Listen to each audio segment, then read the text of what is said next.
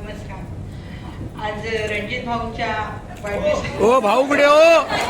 सर्वच जण तुम्ही रणजित भाऊ म्हणते म्हणून मी रणजित भाऊ म्हणते.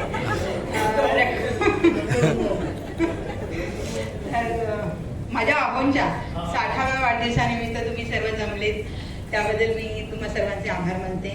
प्रथमतः माझी मुलगी भक्ती आणि जावई यांचे खूप खूप आभार, कारण त्यांनी हे सर्व जी अरेंजमेंट केली ती सिक्रेट अरेंजमेंट होती.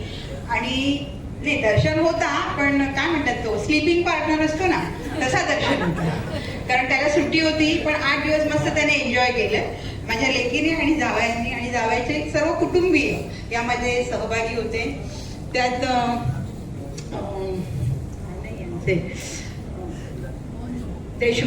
देशमुख सरांचे खूप खूप आभार. त्यांच्या मुलाचं नवीनच आता लग्न होणार आहे, साखरपुडा ठरलेला आहे, तर आम्ही तेच इन्व्हिटेशन दिलं की 5 तारीखला साखरपुड्याला आपल्याला जायचंय. त्यामुळे त्यांना कुठलीच शंका नाही आली की आणि वेगळं इन्व्हिटेशन करून माझ्या जावयाने अगदी रितसर पाठवलं, देशमुख भाऊंनी रितसर आमंत्रण दिलं आणि त्याच्यामुळे त्यांना वाटलं की ठीक आहे बाबा हा साखरपुड्याला जायचं आणि पुढे आपल्याला नंतर हॉटेलमध्ये जेवायला जायचं. एवढंच ते 8 दिवस हेच चालू आहे, आपल्याला साखरपुड्याला जायचं आणि नंतर मग आपल्याला जेवायला जायचं. त्यामुळे त्यांना कुठलीच शंका नाही आली की आज आपला वाढदिवस आहे. दुसरं असं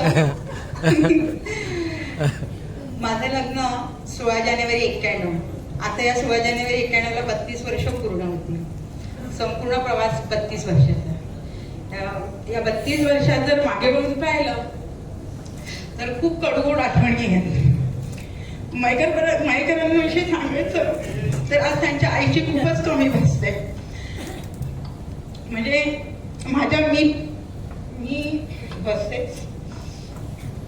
नोकरी झाली तर या सर्व्हिसमध्ये माझ्या पाठीशी माझ्या सासूबाई खंबीरपणे उभ्या होत्या.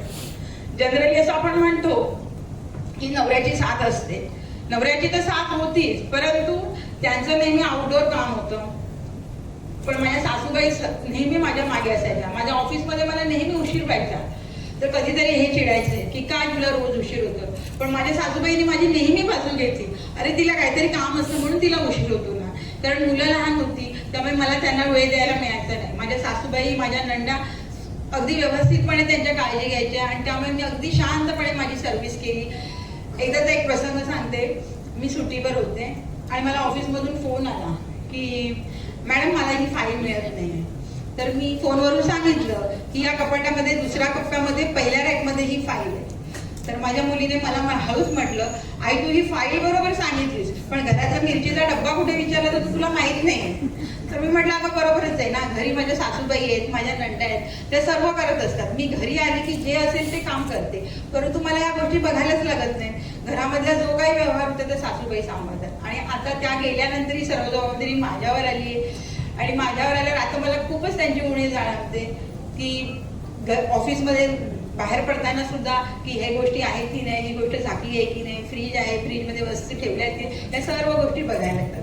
पूर्वी हे मला सर्व काही करायला लागत नव्हतं. दुसरं असं की या 32 वर्षाच्या प्रवासामध्ये माझ्या अहोंनी चांगला भाऊ, उत्तम मुलगा, उत्तम पती आणि उत्तम बाबा ही सगळी नाती अगदी छान समर्थपणे सांभाळली. या नात्यामध्ये म्हणजे त्यांच्या नावामागे ही सर्व जर त्यांना विशेषणं द्यायची असतील तर ती काहीच वावगी ठरणार नाही.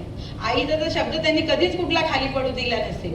एक वेळ बायकोचं ऐकलेलं असतील, परंतु आईचे 90% ज्या पण इच्छा होत्या त्या त्यांनी पूर्णपणे सांभाळलेल्या.